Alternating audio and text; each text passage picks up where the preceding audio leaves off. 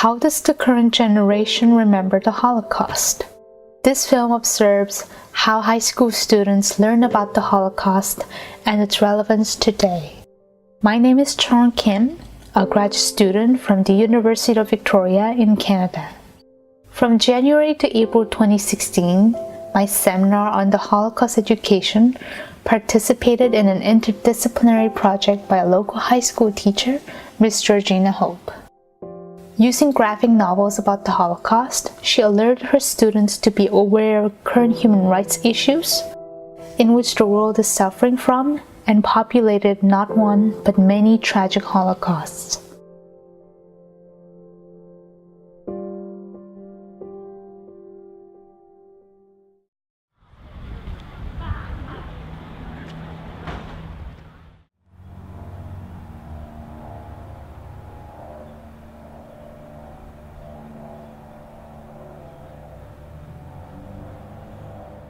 I have been thinking about running a community-based research project on Holocaust education.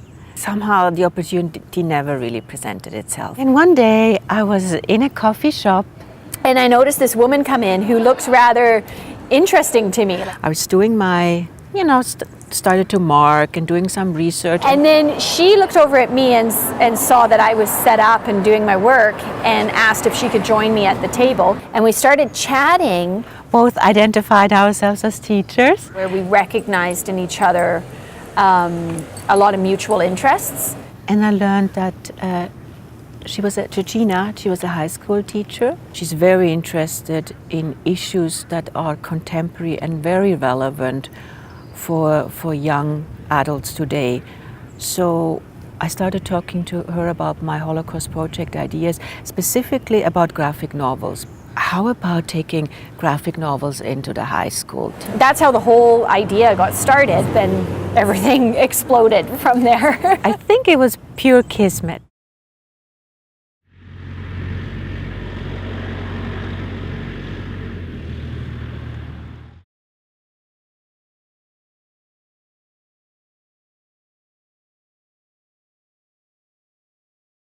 I first learned about the Holocaust in grade 11 social studies. Social Studies 11, the movie X-Men First Class. I had heard the term Holocaust, but I've never really known much about it. So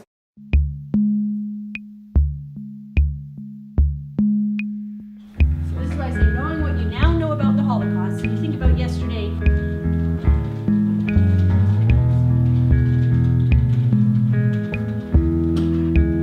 Social Justice 12 is an elective. It kind of added to the appeal of the graphic novels because I knew that it would reach that wide audience. Graphic novels are more personal, and I think you get more of a human dimension that makes people empathize with people who actually had to go through these circumstances. It brings more emotional value to it. It makes it less subjective. The illustrations being part of the reading experience, it makes it a lot more graphic and harder sometimes. In particular with things like the Holocaust or genocide, I think they will ask the question, why should I learn this, right? Like, isn't this ancient history and what's it got to do with now? When Julia came to Buchenwald at age 2.5, together with his father, uncles and grandfather, he was the youngest ever Buchenwald prisoner.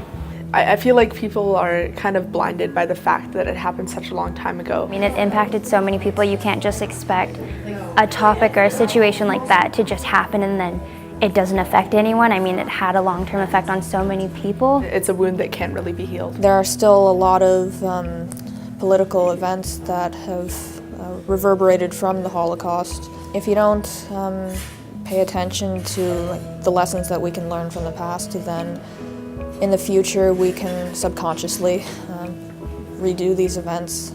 So we just need to be on our guard. I just think it serves a purpose to know about what happened, whether it would be in history or not. I mean, it can give you insight to so many things. Why not learn about it?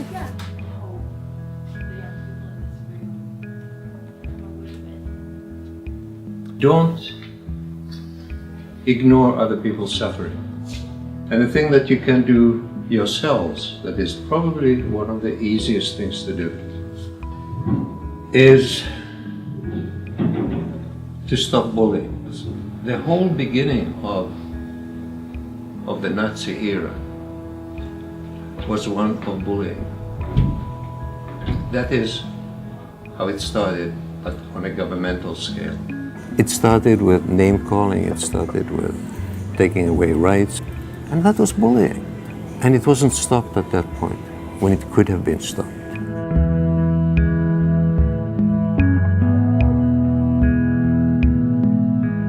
I've always been a social justice advocate. It's really a big part of why I went into teaching, because I see it as making the learning relevant. It actually means that people are learning things that are going to make a difference to their lives. To study social justice, I think it's important because there's always somebody who needs help, I think, and that's what I think is worthwhile to know about. It is very, very necessary for us to be able to study the events that happen in our own country with the same attitude as going into studying a tragedy like the Holocaust or like the Rwandan genocide or terrorist attacks in other countries that don't necessarily happen as much here. It's surprising to a lot of people when they realize how Canada has abused human rights itself. Like we did, in fact, try to assimilate and destroy an entire culture through the residential school system. Their purpose of residential schools were to take the Indian out of the child, and they put them in the schools where they had to forget about their culture, their language. They weren't allowed to practice things that made them who they were, and that kind of relates to the concentration camps. We have these things that have happened to so many people that are Canadian citizens, whether by birth or they've just happened to come here. A lot of the time we don't see like colonization with the same violence as we see the Holocaust. It was still there in a very different way. After the Holocaust, all the countries in the world imposed very strict consequences on Germany, and I don't think the Canadian government will have any real consequences because, well, it's kind of too late now. But I think we can honor the memories of those who suffered in the residential schools by educating people and by capturing the stories that are still alive today.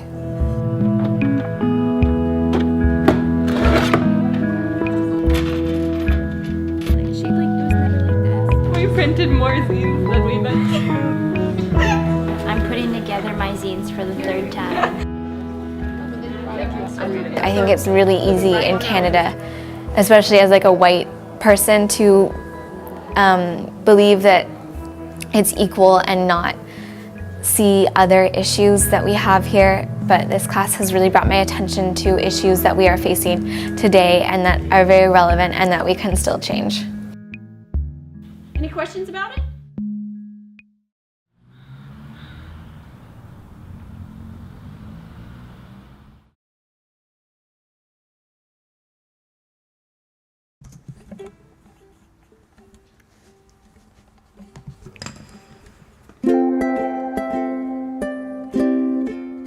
There's a lot of international students in that class. They're here to learn, but they're also here to have a fun experience in Canada.